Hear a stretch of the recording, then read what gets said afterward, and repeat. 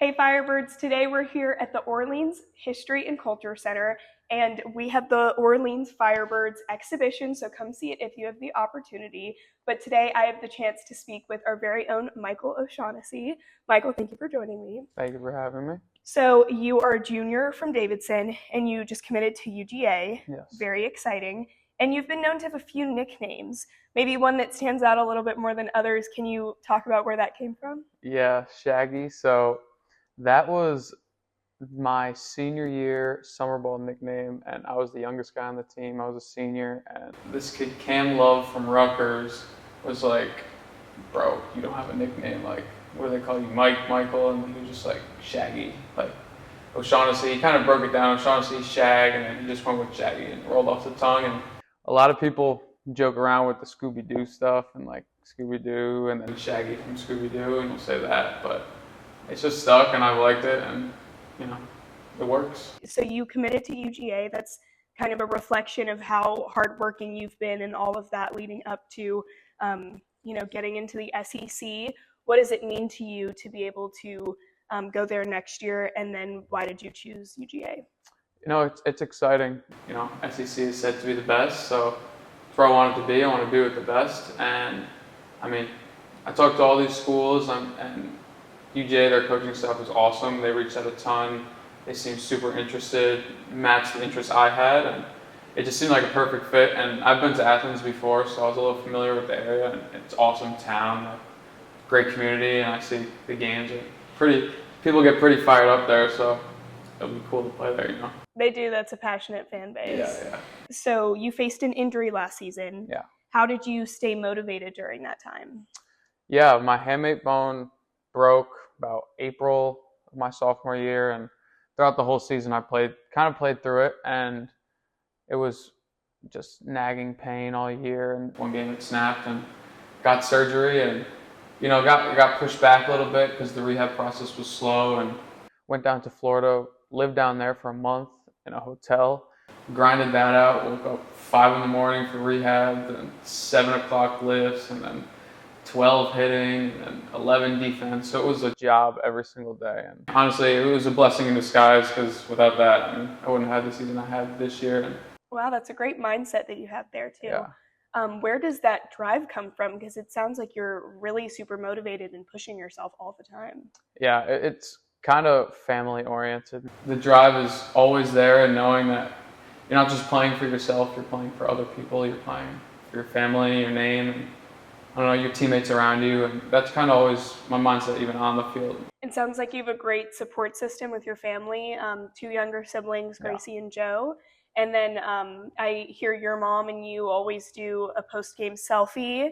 Yeah. Has it been fun having their support throughout your entire baseball career? Yeah, they're super supportive. The post-game selfie, that's kind of just always been our thing. We do it everywhere. She always just wants to get a selfie of me and her after games, vacation or wherever. But it started freshman year, and she's huge into superstitions. She'll wear one sock on one foot that's different from the other sock, and have things in her bag that she only keeps during the game. She's crazy with superstitions. So I'm kind of a superstition guy as well. So I have my same routine when I go up to the on-deck circle and pregame and stuff like that. So it's definitely bled into me. What does some of that preparation look like that you have to do every game? Like a superstition? Yeah. So every time before the game starts, when I'm going into the on-deck circle, I go up there, put pine tar on my bat, get a sip of water before the at-bat, and then I do a little stretch thing in the on-deck circle, and then stretch my wrist out before every time before the first at-bat, and then that's in my head, and I know that I'm ready to go. Okay, I like that. And then with this summer, it's so many games back to back, and you've played in, I think, all of them? Yeah. How is that compared to your school season where you have, more days off? Mm-hmm. It's a lot on the body, but I was a temp guy, and I'm super grateful of Skip for giving me the opportunity and extending me to a full contract, and even the opportunity just coming up here. So I don't take anything for granted, and I like playing every day. I love being out there with the guys, and even if I'm on the bench, I love it as well. But being able to play every day is an honor, and I thank Skip for that. Got to keep my body healthy and eat the right things, work out, do mobility, go to rehab, and so stick to my routine. And what's something that you've learned so far from being here? You cannot take anything for granted. Everyone up here is the best, and in college sometimes you're like, oh, I should have done this, should have done that, because you think somebody's not as good or something. But up here, you take everything. Like, you get a hit, no matter what the hit is, you take it. Yeah, that's great to remember because it's the best of the best up here. Mm-hmm. How does it feel knowing that you've been a part of every single lineup, especially with how talented the rest of these guys are? Yeah, it's definitely a confidence booster knowing that even coming from a mid-major, like, you put up good stats there, like, in your head you're like, yeah, it's a good season, but it's not ACC, SEC, and then coming here knowing like, yeah, you can compete with the best guys. It's a good confidence booster and definitely makes you know that you're worth being out there. And then you got to visit Fenway with the rest of the team recently, Yeah. but I hear that you've been to Fenway before. Yeah. Can you tell me about the time that you tried to get Mike Trout's attention? Yeah, my first time to Fenway almost got me permanently banned there.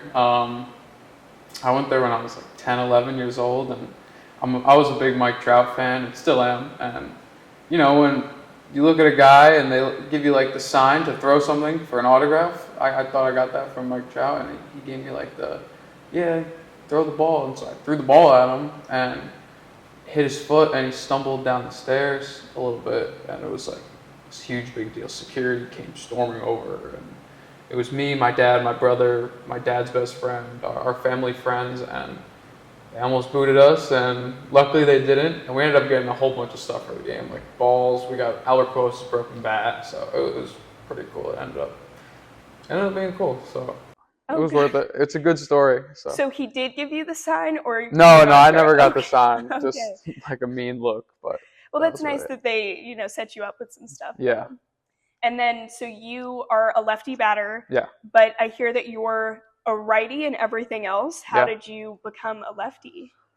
Oh, lefty. That started with my grandpa. So my grandpa is a huge baseball guy. Like, knows all my stats back to when I started playing baseball, and he was a lefty thrower. So the least he could do was, in his head, was at least make me a lefty hitter if I'm not going to throw lefty. So when I was younger, every time I picked something up, like a bat, he would always make me pick it up with my left hand. So every time my right hand, he'd smack my right hand away.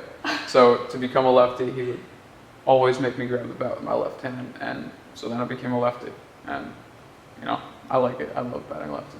So you know that you have Firebirds fans now that are cheering you on for the rest of your career. Mm-hmm. Is there any final thing that you'd like to say to the fans?